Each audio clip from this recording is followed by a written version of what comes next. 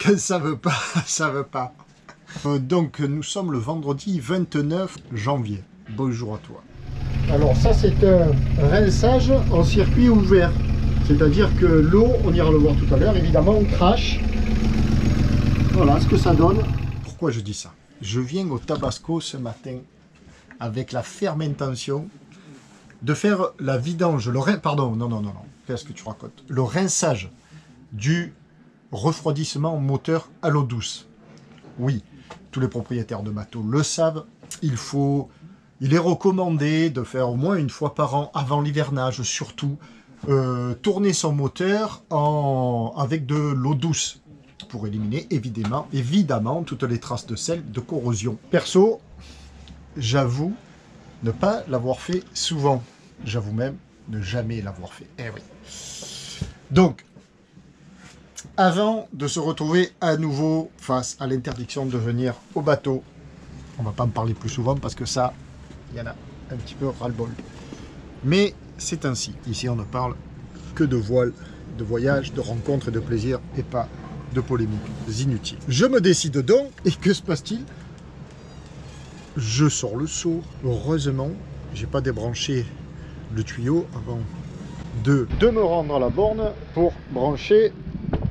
Enfin, j'ai pas débranché le tuyau, je veux dire de la vanne moteur, parce que oui, j'ai pas encore installé un système pour clipser directement un tuyau avec une vanne 3 voies pour ne pas avoir à débrancher le tuyau de la vanne moteur. Donc j'allais le faire, il faut défaire les deux colliers. Enfin, j'aurais peut-être montré ça. Ouais, il y a du bruit, hein, c'est les travaux. Les travaux continuent. On voit là-bas la grue. Les travaux de réfection du quai du stade. Où en étais-je? Ah tiens, on va mettre la casquette à l'endroit parce que ça on va me parler. Hein. Eh oui, on va parler initiative cœur. Non, mécénat, chirurgie cardiaque. Enfin, je peux préparer. Alors, où en étais-je? Eh bien oui, disais-je donc. Avant d'avoir vraiment commencé l'intervention... Ah non, c'est pas ça que je disais, c'est que je comptais le montrer un petit peu quand le moteur tournait avec le rinçage. Et auquel j'aurais un peu ajouté de vinaigre, parce qu'il y a pas plusieurs façons, mais plusieurs possibilités. Oui, voilà, c'est ça. Donc mettre de l'acide, un acide spécifique pour bien nettoyer l'échangeur. Et où je n'en ai pas, voilà. Moi, j'aurais mis du vinaigre, c'est déjà pas mal. Et donc, je me rends à la borne, je branche, je sors le tuyau, j'ai sorti le seau, pâté de couffin, je branche, et là, qu'est-ce qu'on voit? Pas d'eau. C'est pas formidable. Alors, on pourrait en rire si c'était pas l'épée de Damoclès que j'ai sur la tête de ne pas avoir la possibilité de revenir au bateau la semaine prochaine pour le faire. Et si on doit rester 3 semaines loin du bateau, ça m'embête. Bon alors, j'ai appelé la capitainerie. Ils ne sont pas au courant de cet état de fait. Wait and see. C'est pour ça qu'il vaut mieux en rire. C'est pas non plus dramatique. Et ça va pouvoir, peut-être, se solutionner dans la journée. Enfin, la matinée, j'aimerais quand même. Comme ça, cet après-midi, je fais ça. Tranquillou, bilou. Alors, on en parle. 12 000 € à récolter. En novembre, je lance cette opération au départ du Vendée Globe. Le Vendée Globe est terminé, du moins pour les 8 premiers. Jean Le Cam est arrivé dans la nuit. Magnifique. Tous ces garçons, perso, me procurent une émotion. Je me suis fait presque toutes les conférences de presse, pas toutes, mais les 3 premiers et Jean Le Cam. Je suis en train ce matin, j'ai écouté le début de la conférence de presse, de leur conférence de presse à chacun. Je sais pas vous, mais moi ça me procure une émotion d'écouter ces garçons. Ce sont vraiment les héros des temps modernes. Quand on voit ces bateaux, quand j'étais à la Trinité en septembre, il y avait l'Occitane en Provence d'Armel Tripon qui n'est pas encore arrivé. Et l'an dernier au Cap-Vert aussi, il y avait le bateau de Boss, de l'anglais là, comment il s'appelle? Ah, le nom m'échappe. Enfin bref, c'est impressionnant. Mais ils sont impressionnants ces bateaux, quoi. C'est un truc de fou. Pour autant, je fais un peu de voile, quoi. Le Tabasco, il est impressionnant aussi, le Tabasco. Mais ça n'a rien à voir à côté. C'est un jeu d'enfant, ça. C'est un vélo à 3 roues là, dont on ne peut pas tomber tout petit par rapport à une machine de compétition, quoi. Donc ces gars-là là, qui sont d'une authenticité, qui viennent s'accueillir les uns les autres à l'arrivée, je trouve que c'est les chevaliers des temps modernes. Magnifique. Bon, refermons cette petite parenthèse. Ça, je le coupe au montage. Quand je réfléchis. Il faut bien un peu réfléchir quand même. Ça évitera de dire trop de bêtises. Non. Donc oui, au départ du Vendée Globe, je lance cette opération parce que je fais un rêve. Je fais le rêve de me dire... je fais le rêve et je me dis... Et si on mettait à profit ce temps-là du Vendée Globe et cette communauté pour sauver un enfant. Donc ça, je l'ai expliqué maintes fois. Et c'est parti, début novembre. Et puis ça part très fort. En un week-end, on a récolté près de 3 000 €. Et là, donc on va faire un coup d'accélérateur. Et bien là, le Vendée Globe est fini, mais Samantha Davis, qui certes a abandonné la course, mais a continué l'aventure, est toujours en mer. Alors notre quête, deux solutions. Soit on la clôture avant que Sam arrive, et c'est formidable, soit on pousse, on attend de la clôturer jusqu'à l'arrivée de Sam. Je ne vous cache pas que j'aimerais bien la clôturer avant l'arrivée de Sam. Sam doit être, j'ai pas fait le point ce matin, mais au large du Brésil. Elle a passé le Cap Horn ou même un peu plus haut vers l'équateur. Et nous, ben nous on a passé le cap des 10 000 €. Eh oui, nous sommes à 18 000 €, 18 050 je crois, mais on va dire 18 000. Et ça c'est formidable. Donc merci, un grand merci à toutes et à tous d'y croire, d'y avoir cru. Mais si je dis d'y avoir cru, c'est que c'est fini, parce que c'est pas encore fini. Il nous manque donc 1 200 €. Et ces 1 200 €, c'est rien par rapport aux 3 000 € que nous avons récoltés le premier week-end. Il faut y arriver. Bonjour. Bonjour. Pas le choix. Pas le choix. Qu'est-ce que c'est 1 200 €? Donc je compte sur vous. S'il vous plaît, clôturons cette belle collecte le plus vite possible. Merci. Pour la suite, ben la suite, j'ai quand même démonté le filtre à eau. Je viens de le nettoyer, il n'est jamais très sale. Il y avait 2 petits bouts d'algues et voilà. Et ben je vais le remonter et puis on va attendre que l'eau revienne. Voilà. J'espère qu'ils vont me rétablir l'eau. J'avais sorti mon bosso, tout ça. Deux bonnes nouvelles. La première, ils m'ont rétabli l'eau. C'est formidable. Donc on va pouvoir procéder, ça coule, la fontaine, à retrouver la source. Et deuxième bonne nouvelle, c'est qu'on a rencontré un copain. Alors en fait, on ne se connaît pas beaucoup. On avait fait un petit peu connaissance l'an dernier parce que c'est un visionneur des vidéos. Il me dit qu'il apprécie ça, donc je le crois. Ah ouais, moi j'adore. Ton prénom c'est Marc. Marc. Alors Marc s'était rencontré l'an dernier et il est aussi propriétaire d'un voilier qui est ici sur Bandol. Le nom de ton voilier? Tingerbarb. Comment? Tingerbarb. Tingerbarb, qu'est-ce que ça veut dire? Tinger, c'est le tigre. Ah, Et barbe, tu choisis ou la barbe ou la darbe. Ah, putain, mais comme tu le dis avec l'accent de la Ciotat, la Tingerbarb. Oui. Ah oui, c'est Tiger. Tigerbarb. Bob. Tigerbarb. Non, je Avec déconne. moi l'anglais c'est... Non, Tigerbarb. Et c'est quoi comme bateau? Alors c'est Colby, Atlanta. Colby. Atlanta, de 1976. Oh là là, comment ça s'écrit Colby? C-O-L-V-I? Voilà, tout Colby. simplement. C'est italien? Mais non, c'est anglais. Ah bah alors C'est un bateau anglais. rebelote, c'est Colby. Colby. Dis-le avec l'accent. Bon ben voilà, alors on papote un petit peu tous les deux et puis il promène, il fait les pontons comme on aime tant à le faire, c'est ça? Eh ouais, c'est ce qu'on fait. Quand on navigue pas, on fait ça. On navigue pas, on fait ça, on parlait carénage, on parlait De bateau en bateau. de bateau en bateau, on parlait réparation, mèche de safran. Voilà. Et là on va pouvoir maintenant sur Tabasco procéder au rinçage. Donc on va faire ça. Allez. Tu vas avoir la pression. Parce que nos bateaux, C'est même pas une question matérielle, dire j'ai un bateau, tu dis cela. C'est un truc qui fait partie de toi. Des fois, je vais voir mes enfants, tu rigoles, je vais voir mes enfants à Béziers. Bon, tu as passé le week-end, oui. J'arrive le vendredi soir, le samedi, ça va pour voir tout le monde. Attends, le dimanche matin, je commence à tourner en rond et mon fils me dit, oh, ça balade, allez.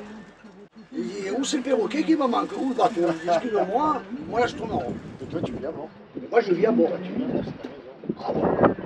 Non mais pensez quand tu les bateaux. Moi ça me... Moi, je m'en remettrai pas, je sais pas. Bon, c'est hop, le truc, on va changer. Non, c'est pas pareil, c'est pas pareil. La voiture, c'est quand tu es jeune, tu vois. Non, mais on sait qu'on peut nous voler une voiture, quoi, tu vois, à tout moment, on peut nous voler la voiture. C'est pas pareil, une voiture. Puis t'as des trucs à bord. Enfin, surtout que nous, on vit à bord. T'as tous tes trucs personnels, tes petits ci, tes petits ça, tes petites habitudes. Même refaire après ta vis, la même vie sur un autre bateau, je sais pas si c'est pareil. Bon, alors, c'était un rinçage. Alors là, on a branché le tuyau, hein. Rinçage du refroidissement moteur. Donc le tuyau, il rentre là. Hop, hop, hop. Ici, bien, on a débranché. Donc voilà, l'arrivée d'eau. On l'a débranché de la vanne. Alors, on va le montrer. La vanne d'eau de mer qui est ici, que l'on prend soin de fermer évidemment avant de débrancher le tuyau et puis d'aller le plonger dans le seau. Mais surtout, ne pas oublier d'aller à nouveau remplir, hop, un peu de lumière, je m'éclaire, oh formidable. Ici, donc nous avons le filtre que j'ai nettoyé tout à l'heure, qui donc forcément s'est vidé. Parce que l'arrivée d'eau de mer est ici. Et ça, c'est le départ moteur. Et quand on a débranché, ben évidemment, lui, c'est vidé. Donc, ben, il faut le remplir à nouveau avant de démarrer le moteur. Sinon, il y a un petit manque, quoi. Voilà, pour aller jusqu'au seau. Ouais, voilà. Là, il n'y a pas d'air. J'en rajoute un peu quand même. Voilà, je reviens. Hop, hop, hop. Ouais, bon, ça part dans le seau en fait. Évidemment. Donc, on va arrêter. Ouais, ça part dans le seau. Bon, on va refermer. On va bien voir ce que ça donne. On referme bien sans trop forcer, sinon on va prendre un mal fou. J'ai graissé le joint. Allez, on va faire tourner ça. Alors ça, c'est un rinçage en circuit ouvert. C'est-à-dire que l'eau, on ira le voir tout à l'heure, évidemment, on crache. Voilà ce que ça donne. On laisse tourner. La petite difficulté, c'est de régler le bon débit du tuyau. Et on voit que ça aspire beaucoup d'eau quand même. Je ne sais pas combien de litres à l'heure. Ça, c'est un seau de 10 litres qui doit être là rempli à 8 litres. 7 litres, peu importe. Et ça débite. Hein. Et dehors, on va aller voir, et bien, ça crache. Là, il faut juste baisser un petit peu. Il faut trouver le bon réglage quand on veut faire tourner longtemps. Bon, si ça déborde, c'est pas grave. On est dans la salle de bain. C'est fait exprès. Allez. On va aller voir donc dehors. Dehors, ça crache bien. Hop. Voilà. Le rinçage se fait. On va aller vérifier.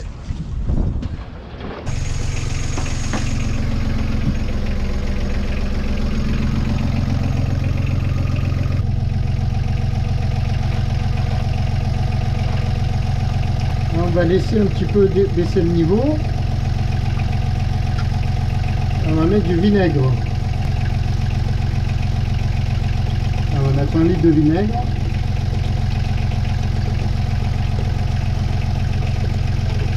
Et là, je vais aller couper le moteur, comme ça, de telle sorte que...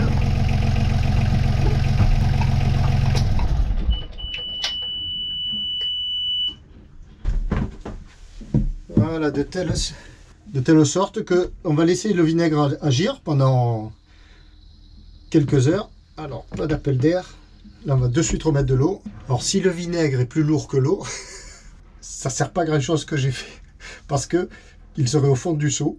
Et ça n'agira que quand nous redémarrerons tout à l'heure. Bon, c'est pas grave, hein, quand on ne sait pas, c'est toujours mieux que rien.